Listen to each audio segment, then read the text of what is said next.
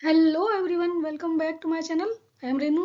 और आज हम यहाँ पर डिस्कस करने वाले हैं प्लास्टिड्स के बारे में, जो कि हमारा सेल का ही एक टॉपिक होता है। तो माइटोकॉन्ड्रिया हम इससे पहले डिस्कस कर चुके हैं।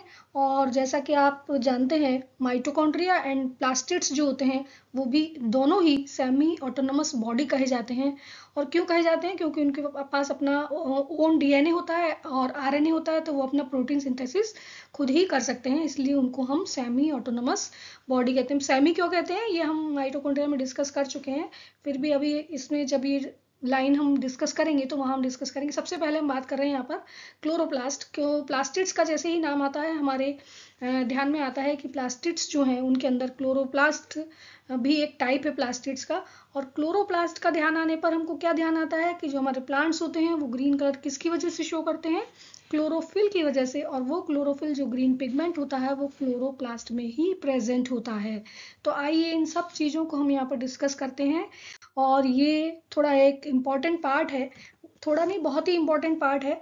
तो यहाँ पर देखिए, सबसे पहले हम बात कर रहे हैं कि इसको डिस्कवर किसने किया था। प्लास्टिड्स की अगर हम बात करें तो डिस्कवर किया था अर्नेस्ट हैकेल ने। Scientist name important. Found in plant cells, सिर्फ प्लांट सेल्स में प्रेजेंट होते हैं, साथ में कुछ यूग्लिनॉइड्स में भी प्रेजेंट होते हैं। यूग्लिना के बारे में आप जानते हैं, इनको यूग्लिनॉइड्स कहते हैं। तो प्लांट सेल्स और यूग्लिना में प्रेजेंट होते हैं, but absent in animal cells. Animal cells के अंदर एब्सेंट होते हैं, इसीलिए हम ऑटोट्रॉफ्स नहीं हैं। एनिमल्स जो होते हैं वो ऑटोट्रॉफ्स नहीं होते हैं, हिटरोट्रॉफ्स होते हैं। एंड प्लांट सेल्स में प्रेजेंट होने का मतलब कि वो ऑटोट्रॉफ्स हैं प्लांट्स। और वो किसकी वजह से होते हैं? ग्रीन कलर पिगमेंट, जिसको हम क्लोरोफिल कहते हैं, वो उनके अंदर प्रेजेंट होता है। और वो जो क्लोरोफिल होता है वो क्लोरोप्लास्ट का एक इम्पॉर्टेंट पार्ट होता है। तो वो सनलाइट को ट्रैप करते हैं क्लोरोफिल, और उसके बाद फोटोसिंथेसिस में हेल्प करते हैं। इसलिए it is very very important कि प्लास्टिड्स जो हैं वो सिर्फ प्लांट सेल में ही प्रेजेंट होते हैं। ईजिली माइक्रोस्कोप से हम उनको ऑब्जर्व कर सकते हैं। हमने माइटोकॉन्ड्रिया में ये डिस्कस किया कि माइटोकॉन्ड्रिया को अगर स्पेसिफिकली स्टेन्ड नहीं किया जाए तो उनका साइज इतना छोटा होता है कि वो इजीली माइक्रोस्कोप के अंदर या माइक्रोस्कोप से ऑब्जर्व नहीं किए जा सकते हैं। लेकिन प्लास्टिड्स का साइज जो होता है वो एनफ होता है, और इतना होता है कि हम उसको माइक्रोस्कोप से इजीली ऑब्जर्व कर सकते हैं। अब इसमें क्या होता है, प्लास्टिड्स जो होते हैं उसमें डिफरेंट डिफरेंट कलर्स प्रेजेंट होते हैं। तो सम स्पेसिफिक टाइप के पिगमेंट्स उसके अंदर प्रेजेंट होते हैं प्लास्टिड्स के अंदर, जिससे कि वो प्लांट के डिफरेंट पार्ट को डिफरेंट कलर्स प्रोवाइड कर पाते हैं। हम देखते हैं हमारे जो प्लांट्स होते हैं वो बहुत कलरफुल होते हैं, है ना। आपने नोटिस किया है कि प्लांट्स को देखते ही हम जो हैं बहुत खुश हो जाते हैं, क्योंकि वो बहुत सारे कलर्स शो करते हैं। वहाँ पर हमको डिफरेंट टाइप के फ्लावर्स दिखाई देते हैं, लीव्स जो होती हैं वो कलरफुल होती हैं। उसके साथ साथ उनके जो प्रोडक्ट होते हैं, जैसे हम फ्रूट्स की वेजिटेबल्स की बात करें तो वो भी डिफरेंट कलर शो करते हैं। तो ये जो डिफरेंट कलर प्लांट्स में आता है वो डिफरेंट कलर्स स्पेसिफिक टाइप के पिगमेंट्स के थ्रू आता है। और इन्हीं पिगमेंट्स के बेसिस पर हम प्लास्टिड्स को डिवाइड करते हैं डिफरेंट टाइप्स में। वो हम आगे पढ़ेंगे। अब हम बात कर रहे हैं यहाँ पर इसकी और कुछ जो स्पेशलिटीज़ हैं। जैसे कि हमने माइटोकॉन्ड्रिया में पढ़ा था कि वो बैक्टीरियल एंडोसिम्बायंट था, इसी तरह से प्लास्टिड्स जो होते हैं वो भी बैक्टीरियल एंडोसिम्बायंट होते हैं। अगर आपको एंडोसिम्बायंट का मीनिंग नहीं पता है तो आप मेरी जो माइटोकॉन्ड्रिया वाली वीडियो है उसको जाकर देखें, आपको इजीली समझ आएगा कि इनको हम बैक्टीरियल एंडोसिम्बायंट क्यों कहते हैं। साथ में हम बात कर रहे हैं कि ये एक सेमी ऑटोनोमस ऑर्गेनल है। और सेमी ऑटोनोमस ऑर्गेनल्स का मतलब होता है कि वो अपना कुछ काम खुद कर सकते हैं, जैसे कि अपना प्रोटीन खुद बना सकते हैं। इसके अलावा उनके पास पावर ऑफ सेल्फ रेप्लिकेशन होती है। तो ये जो क्वालिटीज़ हैं इसकी वजह से हम उसको सेमी ऑटोनोमस ऑर्गेनल कहते हैं। ऐसा ही माइटोकॉन्ड्रिया के अंदर भी था, क्योंकि इनके पास अपना ओन डीएनए होता है और राइबोसोम्स भी प्रेजेंट होते हैं, तो सेल्फ रेप्लिकेट कर सकते हैं। साथ में कुछ और जो सिंथेसिस हैं, जैसे कि प्रोटीन का सिंथेसिस अपने लिए वो खुद कर सकते हैं, इसीलिए इनको सेमी ऑटोनोमस ऑर्गेनल कहा जाता है। अब हम बात कर रहे हैं यहाँ पर टाइप ऑफ प्लास्टिड्स। तो डिफरेंट डिफरेंट कलर्स, जैसा कि अभी हमने यहाँ पर मैंने आपको बताया कि आपको प्लांट के डिफरेंट पार्ट के डिफरेंट कलर्स देखने को मिलते हैं, और वो जो कलर्स होते हैं वो डिफरेंट टाइप के प्लास्टिड्स की वजह से होते हैं। तो आज हम यहाँ पर डिस्कस करते हैं कि जो प्लास्टिड्स हैं वो कितने टाइप के होते हैं। तो बेसिकली प्लास्टिड्स 3 टाइप्स के होते हैं जनरल अगर हम कहें, और उनमें से एक होता है क्लोरोप्लास्ट, दूसरा होता है क्रोमोप्लास्ट, और थर्ड वन जो होता है उसको हम कहते हैं ल्यूकोप्लास्ट। तो क्लोरोप्लास्ट की अगर हम बात करें तो क्लोरोप्लास्ट फर्स्ट जो टाइप है क्लोरोप्लास्ट, ग्रीन, क्लोरो से जो मीनिंग है वो ग्रीन से निकलता है, क्लोरोफिल आप जानते हैं ना, तो ग्रीन पिगमेंट क्योंकि इनके अंदर प्रेजेंट होता है और उसको हम कहते हैं क्लोरोफिल, इसीलिए इसको नाम दिया गया है क्लोरोप्लास्ट। ठीक है, क्लियर हो गया। ये क्लोरोफिल जो इसके अंदर प्रेजेंट होता है, यानी जो ग्रीन कलर का पिगमेंट प्रेजेंट होता है क्लोरोप्लास्ट के अंदर, वो सनलाइट को ट्रैप करने में हेल्प करता है, यानी उसको एब्जॉर्ब कर लेता है, और इसी वजह से जो आपके प्लांट्स होते हैं वो फोटोसिंथेसिस का प्रोसेस कंप्लीट कर पाते हैं। ये तो आपको मालूम ही है कि क्लोरोप्लास्ट जो होते हैं वो किचन ऑफ द प्लांट कहे जाते हैं। क्या कहा जाता है इनको? किचन ऑफ द प्लांट कहा जाता है। और किचन क्यों कहा जाता है?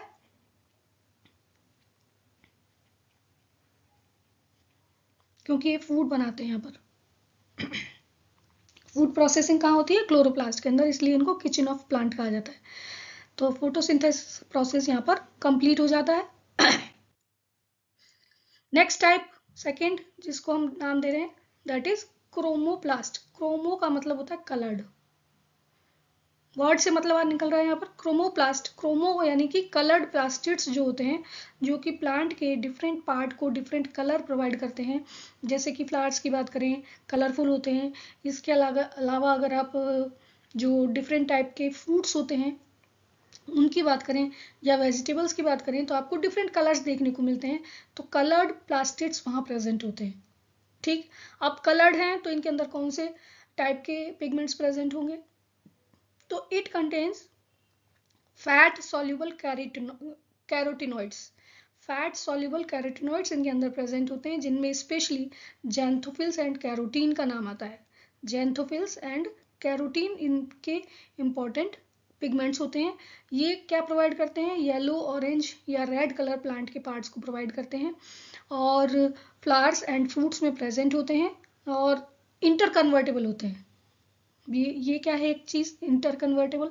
आपने देखा होगा कि जो फ्रूट्स होते हैं जब वो रॉ होते हैं तब उनका कलर कुछ और होता है, एंड जब वो राइप हो जाते हैं तब उनका कलर कुछ और हो जाता है। तो ये जो पिगमेंट है ये चेंज हो जाता है, डिफरेंट कलर्स जो हैं वो प्रोवाइड होते हैं। जैसे रॉ मैंगो की बात करें आपको, रॉ मैंगो कैसा होता है? ग्रीन कलर का आपको दिखाई देता है, लेकिन राइप होने के बाद वो येलो हो जाता है। ठीक है, इसी तरह से अगर आप टोमेटो की बात करते हैं,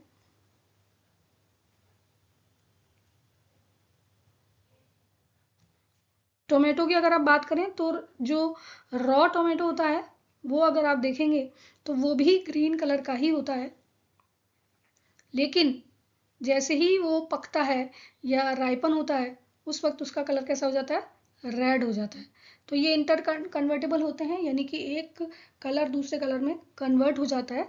और अगर ये फ्लावर्स के ऊपर होते हैं, जैसा कि हम यहाँ पे देख पा रहे हैं, आपको हिबिस्कस का जो फ्लावर है वो शो किया गया है, तो इनका जो मेन पर्पज होता है कलरफुल होने का वो होता है इंसेक्ट्स को अट्रैक्ट करना। तो ये किस में हेल्प करते हैं? ये पॉलिनेशन में भी हेल्प करते हैं। जैसे कि हम बात कर रहे थे क्लोरोप्लास्ट की, वो हेल्प करते हैं फोटोसिंथेसिस में। तो अगर हम बात करें क्रोमोप्लास्ट की तो वो पॉलिनेशन में हेल्प करते हैं, क्योंकि ये फ्लावर्स के को अट्रैक्टिव बनाते हैं, इंसेक्ट्स उनकी तरफ अट्रैक्ट होते हैं और वो पॉलिनेशन में हेल्प करते हैं। अब हम बात करें leucoplast. Leucoplast is colourless plastid. कुछ प्लांट के ऐसे पार्ट होते हैं जो कि एक्सपोज नहीं होते हैं, अनएक्सपोज्ड होते हैं, वो कलरलेस होते हैं, यानी कि आप देखें उनके अंदर कोई कलर नहीं होता है। तो इट इज़ ये जो ल्यूकोप्लास्ट होता है ये कलरलेस प्लास्टिड होता है, found in unexposed part of plant. Plant के अनएक्सपोज्ड पार्ट में मिलता है, मोस्टली रूट्स में आप देख सकते हैं, and help in storage of nutrients. And इसका जो मेन फंक्शन होता है स्टोरेज करना न्यूट्रिएंट्स का, यानी न्यूट्रिएंट्स को स्टोर करने में हेल्प करता है। और इसी बेसिस पर इसको 3 डिफरेंट टाइप्स में डिवाइड कर दिया गया है। ल्यूकोप्लास्ट की बात कर रहे हैं हम। टाइप ऑफ प्लास्टिड्स 3 होते हैं, जिसमें हमने बात की chloroplast, chromoplast and third one is जिसको हम बात कर रहे हैं यहाँ पर ल्यूकोप्लास्ट। तो इस तरह से 3 टाइप्स ऑफ प्लास्टिड्स, लेकिन ल्यूकोप्लास्ट को फिर 3 डिफरेंट ग्रुप्स में डिवाइड कर दिया गया है। एमाइलोप्लास्ट जो कि कार्बोहाइड्रेट्स को स्टोर करने में हेल्प करते हैं, तो मोस्टली रूट या स्टेम अंडरग्राउंड पार्ट जो होते हैं वहाँ पर प्रेजेंट होते हैं। पोटैटो इसका एक एग्जाम्पल है, एमाइलोप्लास्ट। ठीक है, ये याद रखिएगा आप, amyloplast help in storage of carbohydrates, potato या फिर अंडरग्राउंड स्टेम या रूट्स में प्रेजेंट होते हैं। नेक्स्ट इज इलियोप्लास्ट जो कि सीड्स में प्रेजेंट होता है और mostly store oil and fat and oil को स्टोर करने में हेल्प करते हैं, तो ऑयल सीड्स के अंदर प्रेजेंट होते हैं। इसके अलावा aleuroplast, elaioplast and then aleuroplast जो कि स्टोरेज ऑफ प्रोटीन में हेल्प करता है, यानी प्रोटीन को हेल्प करने में, प्रोटीन को स्टोर करने में हेल्प करता है। एंड आपको मालूम है कि प्लांट का कौन सा पार्ट प्रोटीन से रिच होता है, वो होते हैं पल्सेस। आपके पल्सेस और बीन्स इस कैटेगरी में आते हैं, तो उनके अंदर एल्यूरोप्लास्ट प्रेजेंट होता है। I think it is clear. तो आइए अब देख लेते हैं आगे हम क्या पढ़ने वाले हैं। आगे हम यहाँ पर डिस्कस करेंगे अब जो हमारा एक मेन इम्पॉर्टेंट टॉपिक है, और एनसीईआरटी में इसको या एग्ज़ाम के नीट के पॉइंट ऑफ व्यू से बहुत बहुत इम्पॉर्टेंट पार्ट है, क्लोरोप्लास्ट जो कि green coloured pigment chlorophyll consist करता है, या क्लोरोफिल इसके अंदर प्रेजेंट होता है। तो जैसा कि नाम से ही पता चल रहा है, क्लोरो मीन्स ग्रीन, तो ये कहाँ प्रेजेंट होता है? It is found in all green part of the plant. Plant के जितने भी ग्रीन पार्ट हैं या जितने भी ग्रीन प्लांट्स हैं उन सब के अंदर क्लोरोप्लास्ट प्रेजेंट होता है। Mostly it is present in mesophyll cells of the leaves. Mesophyll cells जो होती हैं लीव्स की, वहाँ पर ये देखने को मिलता है, mesophyll cells of the leaves. और जो ग्रीन कलर इसके अंदर प्रेजेंट होता है उसका नाम होता है क्लोरोफिल। ये सब हम पढ़ चुके हैं। अब इसकी शेप अगर हम देखें तो लेंस शेप्ड होता है, या ओवल शेप या स्फेरिकल शेप भी हम इसको कह सकते हैं। आप अगर यहाँ पर देखें तो बिल्कुल जैसे हमने माइटोकॉन्ड्रिया की बात की थी, यहाँ पर अगर हम देखें तो इसका जो जनरल स्ट्रक्चर है वो इस तरह की शेप में दिखाई देता है आपको। इसकी लेंथ एंड विड्थ जो होती है वो प्रॉपर होती है, यानी कि ये इजीली ऑब्जर्वेबल है बाय द माइक्रोस्कोप। तो इसकी लेंथ जो होती है वो 5 से 10 माइक्रोमीटर, और जो विड्थ है यानी कि इसकी चौड़ाई जो होती है वो 2 से 4 माइक्रोमीटर होती है। इनका नंबर वैरी करता है, यानी कि कहीं पर ज़्यादा होते हैं और कहीं पर कम होते हैं। तो अगर हम इसकी वेरिएबिलिटी की बात करें या नंबर की बात करें तो मीजोफिल सेल्स के अंदर 20 से लेके 40 तक पर सेल ये प्रेजेंट हो सकते हैं। 20 से 40 पर सेल, एक सेल के अंदर 20 से 40 क्लोरोप्लास्ट प्रेजेंट हो सकते हैं in mesophyll cells of leaves. Clear? लेकिन क्लेमाइडोमोनास जैसे जो ऑर्गेनिजम्स हैं उनके अंदर ये सिर्फ एक सेल में एक ही प्रेजेंट होता है। तो नंबर जो होता है वो कैसे वेरी करता है, देखिए, एक सिंगल भी हो सकते हैं एक सेल के अंदर सिर्फ एक, और बहुत सारे भी हो सकते हैं। जैसे कि हम मीसोफिल सेल्स की बात करें तो 20 से 40 तक इनका नंबर एक सेल के अंदर हो सकता है। I think it is clear. Next हम बात कर रहे हैं कि किस तरह का स्ट्रक्चर था। Just like the mitochondria they are also double membranous structure. Double membranous structure होती है जैसा कि आप यहाँ पर देख पा रहे हैं। एक तो होती है इसकी आउटर मेम्ब्रेन और एक होती है इनर मेम्ब्रेन। लेकिन यहाँ पर डिफरेंस क्या है आउटर मेम्ब्रेन और इनर मेम्ब्रेन में? आउटर मेम्ब्रेन जो होती है वो सिंपल और कैसी होती है, परमेबल होती है, लेकिन इनर मेम्ब्रेन जो होती है वो लेस परमेबल होती है। Outer membrane is permeable and inner membrane is less permeable. Mitochondria में हमने पढ़ा था कि इनर मेम्ब्रेन जो है वो फोल्डेड है, माइटोकॉन्ड्रिया में वो फोल्डेड थी, लेकिन यहाँ पर अगर हम बात करें तो ये एक कंटिन्यूस स्ट्रक्चर बनाती है। इसका जो स्पेस होता है, इनर स्पेस, उसको हम स्ट्रोमा कहते हैं। ठीक है, जो स्पेस है इसके अंदर जो कि मेम्ब्रेन से बाउंड होता है और उसके अंदर एक जेली लाइक सब्सटेंस या फ्लूइड फिल्ड होता है, उसको हम क्या कहते हैं? स्ट्रोमा कहते हैं, इनर जो पार्ट है इसका। एंड इसके अंदर आपको ये देखिए इस तरह की ये स्ट्रक्चर्स दिखाई दे रहे हैं, ऐसे कॉइन जैसे स्ट्रक्चर्स। तो ये जो मेम्ब्रेनस कॉइल जैसे यानी कॉइन जैसे स्ट्रक्चर्स होते हैं, डिस्क शेप्ड जो स्ट्रक्चर्स होते हैं, उनको हम क्या कहते हैं? थाइलेकॉइड्स कहते हैं।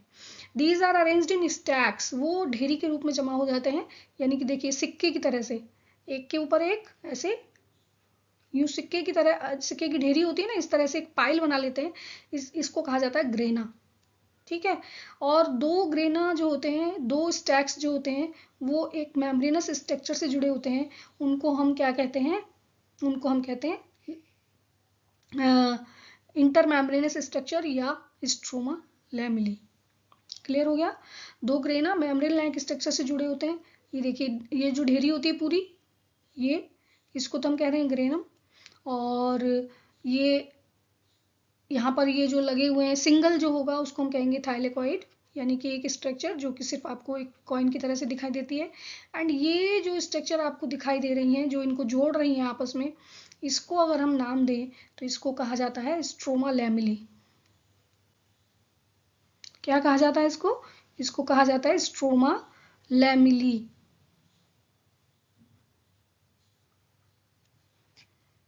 ग्रेनम जो होते हैं वो, उनका जो मेन फंक्शन है वो क्या होता है, और स्ट्रोमा का मेन फंक्शन क्या होता है? देखिए, फोटोसिंथेसिस में हेल्प कर रहा है पूरा ही क्लोरोप्लास्ट। तो अगर हम बात करें तो फोटोसिंथेसिस बहुत इजी प्रोसेस नहीं होता है, उसके अंदर बहुत सारी रिएक्शंस होती हैं, और वो चेन रिएक्शंस जो होती हैं वो एक के बाद एक कंप्लीट होती हैं, तब जाके पूरा फोटोसिंथेसिस कंप्लीट होता है। वो आप आगे फोटोसिंथेसिस इन प्लांट्स में पढ़ेंगे उसके बारे में डिटेल में। तो इसके अंदर बहुत सारे एंजाइम्स प्रेजेंट होते हैं, इनकी जो सरफेस होती हैं उनके ऊपर एंजाइम्स प्रेजेंट होते हैं। इसके पास अपना ओन डीएनए आरएनए होता है, और कुछ जो राइबोसोम्स होते हैं वो इसके अंदर प्रेजेंट होते हैं। तो इस तरह से आप ये कह सकते हैं कि इसके अंदर बहुत सारी चीज़ें जो इसकी सेल के अंदर प्रेजेंट होती हैं वो हेल्प करती हैं इसको। डिफरेंट टाइप के एंजाइम्स यहाँ पर प्रेजेंट होते हैं जो कि लाइट रिएक्शन, डार्क रिएक्शन में हेल्प करते हैं। तो grana is the site of light reaction. जो ग्रेनम वाला पार्ट है ये किस में हेल्प करता है? लाइट रिएक्शन में हेल्प करता है। यानी कि जो फोटोसिंथेसिस है उसके दो स्टेप्स होते हैं, या दो उसके प्रोसेसेस होते हैं, एक लाइट रिएक्शन कहलाती है और एक डार्क रिएक्शन कहलाती है। तो लाइट रिएक्शन कहाँ होती है? ग्रेनम में होती है। और अगर हम स्ट्रोमा की बात करें तो वहाँ पर डार्क रिएक्शन होती है। स्ट्रोमा कहाँ होता है? यानी कि जो मेम्ब्रेन से बाउंड स्पेस होता है जिसके अंदर फ्लूइड मैट्रिक्स प्रेजेंट है, इस मैट्रिक्स को हम स्ट्रोमा कहेंगे। और ये किस में हेल्प कर रहा है? डार्क रिएक्शन का साइट है। Clear? I think it is clear. तो मैट्रिक्स जो है क्लोरोप्लास्ट की, उसको हम स्ट्रोमा कह रहे हैं। ये एक तरह का होमोजीनस मिक्सचर होता है, उसके अंदर डबल स्ट्रैंडेड। देखिए, माइटोकॉन्ड्रिया से यहाँ पर किस तरह से डिफरेंट हो गया, क्योंकि माइटोकॉन्ड्रिया में हमने डिस्कस किया था कि single stranded circular DNA present था। यहाँ अगर हम बात करें तो जो डीएनए है वो डबल स्ट्रैंडेड सर्कुलर डीएनए है, साथ में 70S टाइप के राइबोसोम्स प्रेजेंट होते हैं। स्ट्रोमा के अंदर बहुत सारे एंजाइम्स प्रेजेंट होते हैं जो कि synthesis of carbohydrates and proteins में हेल्प करते हैं। यानी कि प्रोटीन सिंथेसिस हो सकता है क्योंकि डीएनए प्रेजेंट है, और उसके साथ साथ कार्बोहाइड्रेट्स यानी कि ग्लूकोज का फॉर्मेशन होता है by the process of photosynthesis. तो स्ट्रोमा के अंदर बहुत सारे एंजाइम्स प्रेजेंट होते हैं जो कि इसमें हेल्प करते हैं। आई होप ये वीडियो आपको पसंद आया होगा। So thanks for watching this video.